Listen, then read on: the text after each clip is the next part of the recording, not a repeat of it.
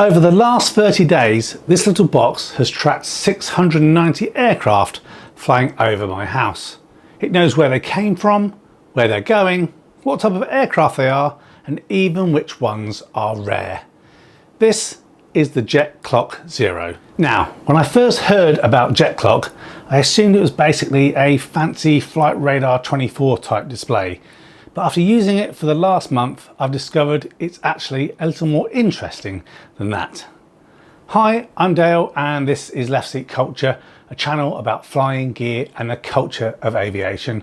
Most of what I cover is general aviation, but hopefully it's of interest to all pilots, whatever it is that you fly. So I first came across JetClock when one of the members of our Golf Bravo Sierra Oscar Golf share group brought one and posted a photo of it in our group chat. I took one look at that and thought, that looked quite nice on my desk. Not because I needed it, and obviously not because it was going to make me a better pilot, just because it looked like a fun aviation themed thing that I could have sitting here in the office. Partly because I'm a pilot, obviously, but also partly because I'm a little bit of an aviation geek and love anything to do with technology or general geekery. And also partly because I thought it would look quite good in the background of videos. So I ordered the JetClock Zero version. I paired it with a fairly inexpensive 15-inch display that I bought from Amazon. And although despite several recordings since then, I've still not managed to have an aircraft fly overhead whilst the camera was rolling. One day. So what I quite like about JetClock is that it wasn't created by a large electronics company. It started life as a project by aviation enthusiast and software engineer Oliver Rees. He wanted a better way to display aircraft activity around him. So what began as a personal project has gradually evolved into a commercial product that's now used by aviation enthusiasts all around the world. Now JetClock itself comes in several different versions. There are complete all-in-one units with integrated displays, but the version I bought is what is known as the JetClock Zero. The Zero is essentially a small Raspberry Pi Zero device that connects to a display of your choice, and in my case I've used a 15-inch monitor. You could use something smaller or larger depending on where you want to put it. When nothing is happening, like now, it quietly just sits there displaying information. Again, that's all configurable as well. But when an aircraft enters the area, the display comes alive and it shows information that's available about that flight. And that information are things like the aircraft registration, the aircraft type, the aircraft's current altitude, the aircraft's current speed. It also will show the kind of origin, so where it took off from and where it's heading to, so general route information if it's available as well. And for many commercial aircraft, even a photograph of that aircraft itself. So it really looks pretty cool when that happens. It's one of those products that, at least for me, it's somewhat difficult to justify logically, but immediately makes sense if you are an aviation enthusiast. Now it's worth saying, if you're technically minded, you don't actually need to buy a JetClock. There is an open source version available, and I did briefly consider doing the build my own DIY route. I've previously built a Flight Radar 24 ADS-B receiver using a Raspberry Pi, so putting together a DIY aircraft display isn't outside of my comfort zone. But then when I looked at the hardware requirements, priced up some of the components, consider the time involved, I probably also want to 3D print a little case as well. The difference was actually not that significant in terms of the total price. So again, once you factor in the cost of the Raspberry Pi Zero, the other bits you need, the actual JetClock Zero starts to look pretty reasonable value to me. And perhaps one more important part is buying the commercial version obviously helps support the ongoing development by the creator, and I think that's an important thing as well. One thing I particularly like is the openness around this project. There's a public roadmap, public feature requests, and you can see what features are being worked on and discussions by the community.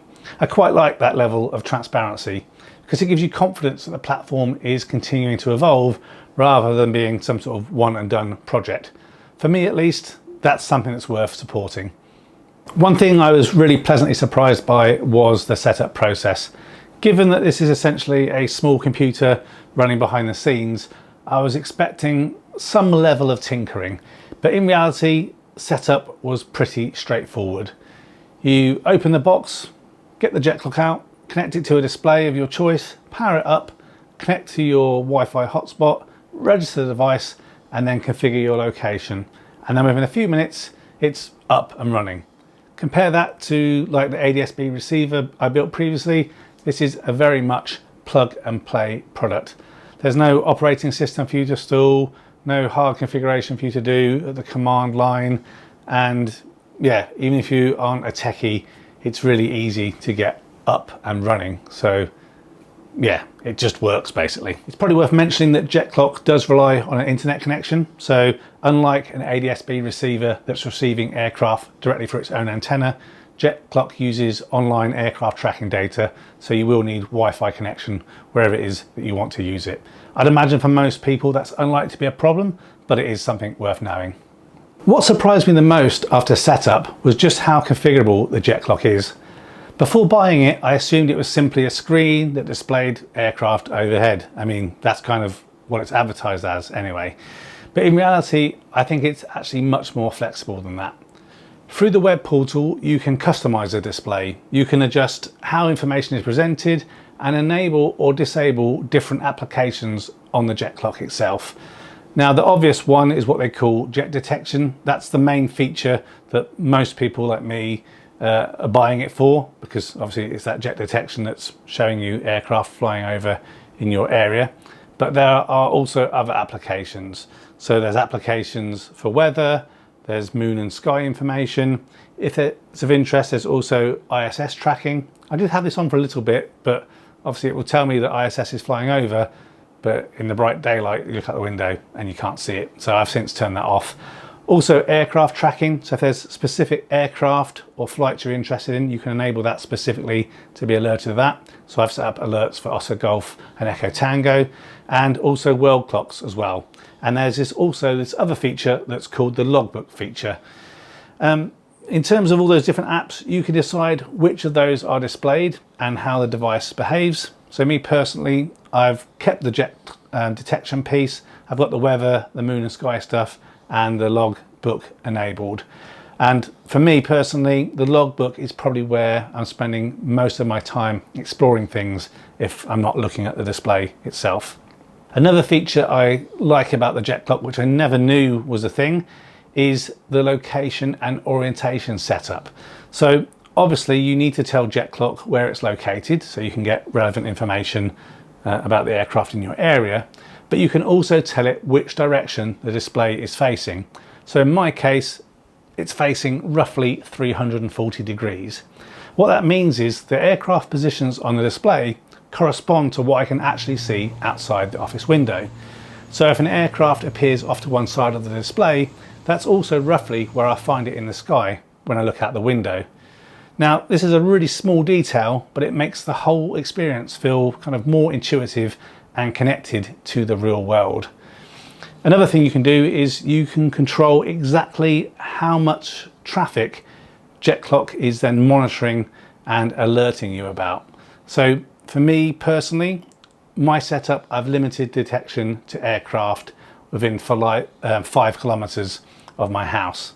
Now, I found that gives a nice balance between activity and relevance, because the aircraft appearing on the display are genuinely nearby. So if it appears on the display, I can hop up, look out the window, and 9 times out of 10, I'm definitely going to see that aircraft.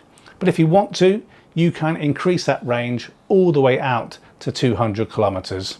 You can also filter by altitude, limit detections to your field of view, and choose which types of aircraft you want to see. Be that light aircraft, twins, only commercial stuff, perhaps only business jets. There's lots of configurability for the JetClock, so you're only being informed about the things that you want to know about, basically, which I think is another really cool feature. The interesting thing about JetClock is that most of the time it's not doing very much at all. In a way, it's completely useless. It just sits there quietly on my desk, and in a way, that's actually why I like it. It's not another notification thing screaming for my attention or telling me that I've got 5 emails and alert here and all this other stuff. It's not another app that's demanding my attention constantly through the day. It's also not another screen that I'm having to interact with. Most of the time, it's simply part of the background, just doing its thing and displaying some basic information. However, then when an aircraft does fly overhead, it suddenly becomes interesting again. And you can just glance across a room or just turn to the side when I'm sat here working on the screens, and I can see information as to where the aircraft has come from, where it's heading, how high is it, what's its call sign, what's its speed, and other interesting information, you know, for aviation geekery. And as I mentioned, if I'm really lucky, it'll also show a picture of the aircraft type. And once it's done, then I can carry on doing whatever it was that I was doing before. It's what I would call a very passive aviation gadget. I've also found it's somewhat of a conversation starter as well. I don't have many guests come into my office, but when they do, people do notice it. I think at first when they look across that screen, they assume it's some kind of clock or information display. I don't think they often realise it's something to do with aviation. But then suddenly when an aircraft appears on screen, and suddenly then they're asking, where's it come from? Where's it going? How does it do that? Is it some sort of pilot magic? What surprised me most though wasn't actually the display, it's the logbook feature. Over the last 30 days, mine has tracked 690 aircraft flying over my house. 519 of those have been unique aircraft. It's identified aircraft travelling over 224 routes, and it builds up some genuinely interesting statistics. You can also see what they call the route maps, so you can kind of visualize that as well. It shows the aircraft types. It also shows the most common routes flying over your location. You actually kind of get to recognize them a little bit as well, which is kind of cool. And you also kind of identify any specific activity trends, average speeds, average altitudes, all sorts of kind of geeky aviation statistics are available to you in the logbook. It also identifies what it calls rare aircraft sightings. So for example, I've discovered that Boeing 737s dominate the traffic over my location, which I guess probably isn't that surprising because I don't live that far from Birmingham Airport. But I've also found myself looking through unusual routes or rare aircraft and patterns that I never would have noticed otherwise if it wasn't for the logbook statistics. So if you're the sort of person who enjoys geeking out over aviation data, this is also where you'll probably spend most of your time as well. Now, obviously, like all things, it's not perfect. One thing worth mentioning is the experience varies quite a bit depending on the aircraft you have kind of flying in your area. Commercial airline traffic generally looks fantastic on display. As mentioned earlier, you get all of the route information, the airline details, those aircraft photos, and plenty of supporting information. However, the things I'm most interested in, being general aviation, that traffic is a little bit more hit and miss. Many of the GA aircraft that fly near me have much less information available, at least whatever the source is that JetClock is using. So sometimes you only see the registration and very limited details about the aircraft. Like I say, that's not really a JetClock issue per se, it's simply dependent on the data that's available for that aircraft and its flight. But it does mean that some aircraft look considerably more interesting on the display than others, where in a way it looks kind of blank. The other downside is also there's a cost. This is definitely a luxury purchase, even though not super expensive. Nobody needs one of these. There are plenty of free aircraft tracking apps that are available to you on your phone, on your desktop, or on your iPad. But for me, the question isn't really whether you need it. The question is whether you'd enjoy having it kind of in your office or in the living room or something like that. Also, the other downside is obviously if your internet connection goes down, so does the live aircraft tracking as well. So I guess the obvious question, knowing this, knowing what I know now and having one, would I buy one again? And the answer is 100% yes. Not because it's essential, not because it's some sort of revolutionary aviation product, and certainly not because it makes me a better pilot, although that would be handy. I'd buy it again because it brings a little bit of aviation into my office every single day. As I mentioned, most of the time it just sits quietly in the background, not doing a lot, but then every so often something happens, it catches your eye, and you find yourself wondering where an aircraft has come from, where it's heading, or any unusual traffic that may have appeared today.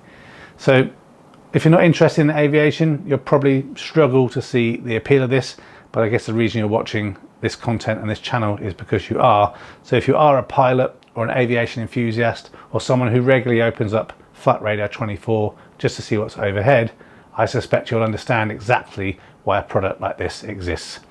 Over the last month, JetClock again has tracked over 690 aircraft at my house. Did I need to know that? Absolutely not.